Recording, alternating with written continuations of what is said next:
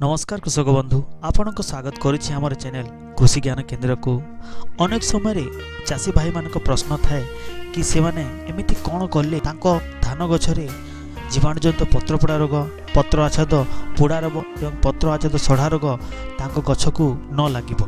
से प्रश्न थाए एमिति कौन गोटे ऑर्गेनिक मेडिसिन आम पकेवा व्यवहार करवा जहाद्वारा कि यही रोग गुड़ाक फसल को आक्रमण न करिवो। तो चलतु आपण को यही प्रश्न को आखिरी रखी आम नहीं आसीचु गोटे एमिति वीडियो जो थे आपण ऑर्गेनिक मेथड रे आम आपण को बतेबू कि आपण निजर धान फसल रे कौन कले जीवाणुजनित पत्रपोड़ा रोग, पत्र आच्छाद और पत्रपोड़ा जोटा कि शीत ब्लाइट एवं शीत रट रोग भी कहा जाए ताकू आपण कंट्रोल करि पारिबे।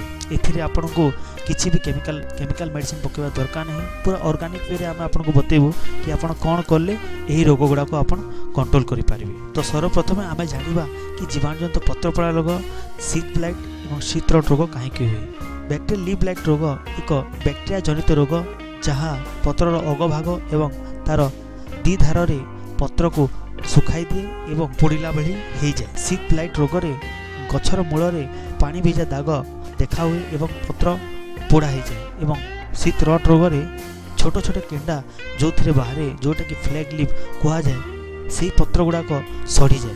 तो चलते एवं देखा कौ को मेडिसिन पकईकि यही तीन रोग को कंट्रोल करें।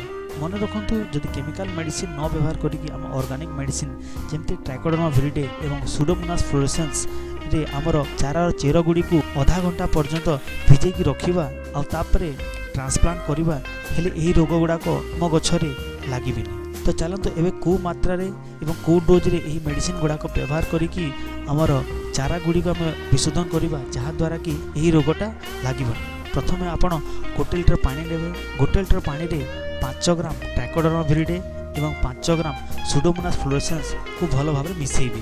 तापरे चारा रे जदि माटी लगी ताकू भल भाव सफा करदे कि धोईदेवे।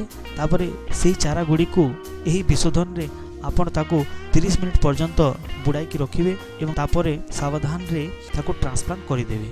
यही भली करिकी चारा गुड़ी को जदि आपण मुख्य जमीन लगेबे यही रोग गुड़ी को धान बिल में हेनी। यह सब कले आपण को अमल भी कमिबनी एवं केमिकल मेडिसिन द्वारा जहाँ समस्या होता है सेटा भी आपण को बिल में हेनी। तो यही थिला ऑर्गेनिक प्रक्रिया रे जीवाणुजनित पत्रपोड़ा रोग, शीत ब्लाइट एवं शीत रट रोग को कंट्रोल करिवार प्रणाली।